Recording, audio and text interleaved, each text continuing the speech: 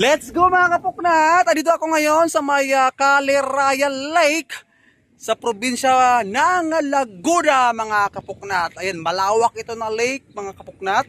And nasa kalagitnaan na yan, yung island na yan ay mayroong kainan. At mayroon dyang floating restaurant mga kapuknat. Ito yung mga bangka na ginagamit kung gusto mo. Patawid from here sa may mga kaniyugan na yan, mayroong tambayan dyan, pwedeng magpahangin-haling, mag-relax-relax. And kung gusto mong tumawid doon sa may floating kubo na yan, yung may bangka na yun, bangka di motor na yan, ayun, yun, napukla. Famous yan mga kapuknat, bakit? Dati po may kinunan po yung, probinsyano ba yon, amiga? Probinsyano? Sila Coco Martin? Ay, Batang Quiapo rather, Batang Quiapo, dyan, may isang silang eksena na kinunan dyan, yung nagtago sila nung time ng pandemic, para kumbaga yan yung abandonadong restaurant noon. Ay, Can't Buy My Love, ayan.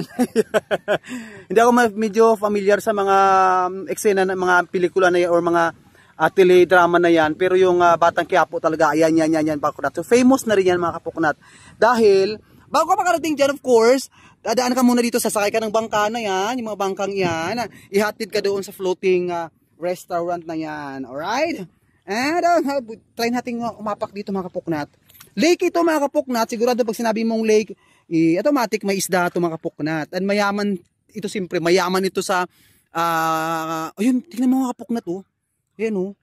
Pero pag napapansin ko mga Kapuknat, nasa gitna siya ng kabundukan. Eh, napapansin mo yung mga bundok na yun, kabundukan.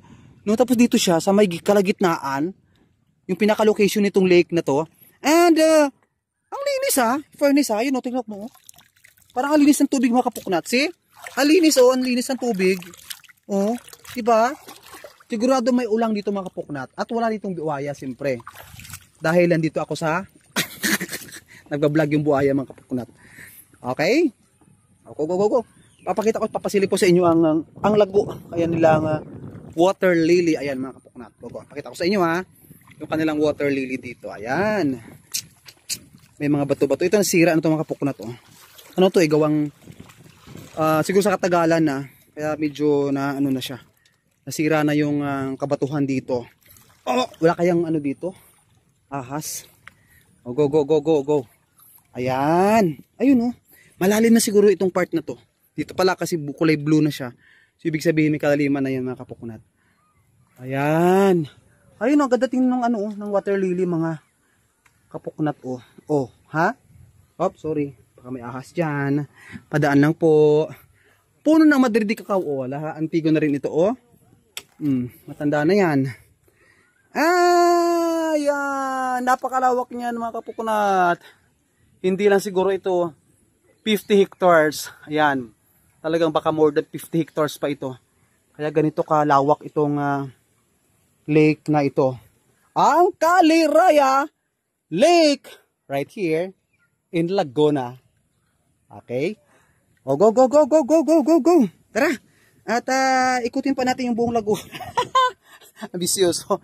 Ikutin pa natin yung buong kalsada. Dadaan natin kalsada.